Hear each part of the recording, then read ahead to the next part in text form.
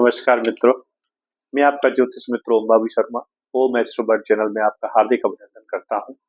ईश्वर से दुआ करता हूं कि आप स्वस्थ रहें और मस्त रहें। आने वाले जीवन में आपके सभी काम पूरे हों। मित्रों, बड़ा रोचक विषय है कि आपकी दशा महादशा जब चल रही हो तो आपको कैसे रिजल्ट देखने को मिलेंगे। यानी मान लीजिए आपकी गुरु की महादशा चल रही है या शनि की महादशा चल रही है, तो दशानाथ की पोजीशन क्या है, ये तय करता है कि हमारी ये दशा महादशा कैसी जाएगी। तो मेरे ज्योतिष के विद्यार्थियों, ज्योतिष में रुचि रखने वाले मेरे प्रिय मित्रों, एक बार पेन और कॉपी लेकर बैठिए और अपने होरोस्कोप को लगाइए। होरोस्कोप यदि आपको अपना देखना है तो बहुत सिंपल सा तरीका होता है।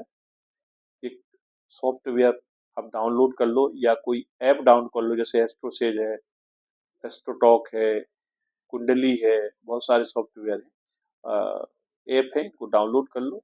इनमें जब आप अपना डिटेल डालोगे तो कुंडली बन के आपकी आ जाती है, तो उसको आप डाउनलोड कर लीजिए प्ले स्टोर से जाकर, उसमें अपनी डिटेल डालिए और कुंडली जब आपकी बन के सामने आ जाए तो फिर देखिए कि आपको यदि ये देखना है कि मेरी दशा का या अंतरदशा का मुझे कैसा परिणाम देखने को मिलेगा, तो इसमें वो बहुत आसान तरीका वो ये है कि देखो आपके दशानाथ बैठे कहाँ हैं, किस घर में बैठे हैं, किस नक्षत्र में बैठे हैं, किस राशि में बैठे हैं, डिग्री वाइज कैसे है, इनकी दृष्टि किन घरों पर जा रही है, किन ग्रहों पर जा रही है, किन भावों पर जा रही है और इन पर किन ग्रहों की दृष्टि पड़ रही है। जो ग्रहों की दृष्टि इन पर पड़ रही है वो ग्रह किस भाव में बैठे हैं और किस नक्षत्र में बैठे हैं, ये सब जब आप कैलकुलेशन कर लेंगे तो आपको निकल कर ये बहुत क्लियर आ जाएगा कि आपकी महादशा कैसी जाने वाली है या आपकी अंतरदशा कैसी जाने वाली है या आपकी प्रत्यंतर दशा कैसी गुजरने वाली है या आपकी सूक्ष्म दशा कैसी रहेगी, आपकी प्राण दशा कैसे परिणाम देगी। ये देखने के लिए आपको दशानाथ की दृष्टि जरूर देखना होगी कि आपके दशानाथ की दृष्टि कहां पर है और आपके दशानाथ पर किसकी दृष्टि है। फॉर एग्जाम्पल, मान लीजिए आपकी गुरु महाराज की महादशा चल रही है और गुरु आपके लग्न में बैठे हुए, ठीक है। अब आपको ये जानना है कि मेरी गुरु की महादशा कैसी जाएगी, तो सबसे पहले तो ये देखें कि आपकी लग्न कौन सी है। क्या गुरु की मित्र लग्न है, यानी क्या ये मेष लग्न है, क्या ये वृश्चिक लग्न है, क्या ये सिंह लग्न है। गुरु के जो मित्र हैं उनकी लग्न है या फिर ये गुरु के शत्रु हैं उनकी लग्न है, ठीक है। पहला पॉइंट ये देखना होता है, क्योंकि ग्रह को बल वहीं से मिलता है। आप यदि दुश्मन के घर में बैठे हुए हैं तो आपको कंफर्ट आएगा? कभी नहीं आएगा। आप यदि मित्र के घर में बैठे हैं या खुद के घर में बैठे तो आप कंफर्टेबल हैं, आपके अंदर क्रिएटिविटी क्षमता अधिक है, सोचने की, करने की, है ना, ताकत ज्यादा है, क्योंकि आप सहज हैं। वहीं शत्रु के घर में बैठे हैं तो हम सहज नहीं होते, कंफर्ट नहीं होते। तो इसी प्रकार से यदि गुरु की दशा महादशा चल रही है और गुरु आपके लग्न में विराजमान है, वहां से गुरु की जो तीनों दृष्टियां जा रही है, 5वीं दृष्टि, 7वीं दृष्टि और 9वीं दृष्टि, वो आपके 3 घरों पर जा रही है ना। 5वें घर पर जा रही है, 7वें घर पर जा रही है और 9वें घर पर जा रही है।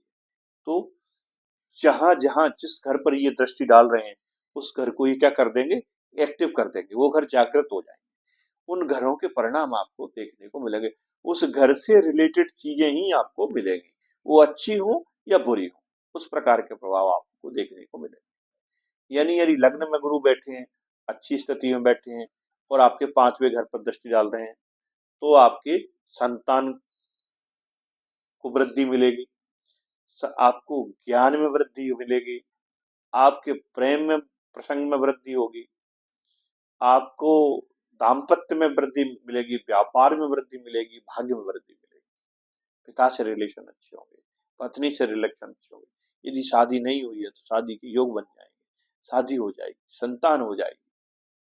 ये इस तरह के रिजल्ट देखते हैं, क्योंकि ये हाउस एक्टिव हो गए और गुरु की जो दृष्टि जब पड़ी, अमृत वर्षा हुई, तो इनको प्रभावित कर दिया। और आपकी लग्न में स्वयं बैठे हुए हैं तो आपके ओरा में भी ग्रोथ करेंगे, तो आपकी वृद्धि हुई, आपके परिवार की वृद्धि हुई, आपकी शादी हो गई, आपकी संतान हो गई, आपके भाग्य ने साथ दिया, तो आप व्यापार में भी स्ट्रांग हो गए। इसी प्रकार से किसी अन्य ग्रह की रख के देख लीजिए। मान लीजिए आपके 5वें घर के स्वामी हैं और उनकी दशा चल रही है, तो 5वें घर के स्वामी थोड़ी देर के मान लीजिए सूर्य है, तो 5वें घर में सूर्य का है और सूर्य मान लो 5वें घर में ही बैठे हुए हैं, तो एक तो 5वां घर आपका जागृत हो गया, साथ ही साथ यहाँ से सूर्य की जो 7th दृष्टि जाएगी वो आपके लाभ भाव पर जाएगी, इच्छा पूर्ति घर पर जाएगी, 11th हाउस पर जाएगी, तो वो भी आपका जागृत हो गया। तो यानी सूर्य की जो महादशा है उसमें आपको ज्ञान की भी प्राप्ति होगी, आपको आपकी इच्छा पूर्ति होगी, आपको लाभ की प्राप्ति होगी, आपकी लंबी यात्राएं। इस प्रकार से हमें देखना होता है कि हमारे दशानाथ कहाँ बैठे हुए हैं और कहाँ दृष्टि डाल रहे हैं। वो हाउस हमारे एक्टिव हो जाते हैं कुंडली में जब हमारी किसी ग्रह की दशा या महादशा चलती है। उसी समय हमें उस ग्रहों के उपाय भी करना चाहिए, उसी समय हमें उन ग्रहों के रत्न, रुद्राक्ष या पूजन पाठ जो भी करना है वो करना चाहिए। बकाया सभी का नहीं करना है। बहुत से लोग क्या करते हैं कि कभी भी किसी का रत्न पहन लेंगे, कभी किसी का जाप करना चालू कर देंगे। ऐसा नहीं करना है। जो ड्राइविंग सीट पर बैठा हुआ है व्यक्ति, वो आपका स्ट्रांग होना चाहिए, क्योंकि वही गाड़ी चला रहा है, उसको स्वस्थ होना चाहिए। ये जो है सामान्यतः इस तरीके से हम देखते हैं कि हमारी दशा महादशा कैसी जाएगी। इसी प्रकार से इसमें ताराबल भी देखते हैं, है ना। तो हमारे जो प्लानिट है वो किस तारा में बैठे हुए हैं, वो संपत तारा में है, मित्र तारा में है, मध तारा में है, प्रत्यय तारा में है, अति मित्र तारा में है ना, जन्म तारा में है। इस प्रकार से ये ताराबल भी देखा जाता है। तो ये देखकर हम तय करते हैं कि हमारी दशा महादशा कैसी जाएगी। विषय थोड़ा गूढ़ है, गंभीर है। आप वीडियो को जरा 1-2 बार रिप्ले करके देखना, आपको समझ आएगा। मैं बहुत डिटेलिंग नहीं कर रहा हूँ क्योंकि वीडियो लंबी हो जाती है। अन्य पार्ट्स में अगले वीडियो में फिर इसको और डिटेल से अपन समझेंगे। ये अभी एक हल्का सा ब्रीफ में आपको बताने की कोशिश की है। उम्मीद करता हूँ आपको अच्छा लगेगी ये जानकारी। यदि आपको पसंद आए तो दोस्तों वीडियो को सब्सक्राइब, चैनल को जरूर कर दें, वीडियो को शेयर करें, लाइक करें, बेल आइकन का बटन दबाएं, जिससे आने वाली वीडियो की जानकारी आपको मिल सके। तब तक के लिए नमस्कार।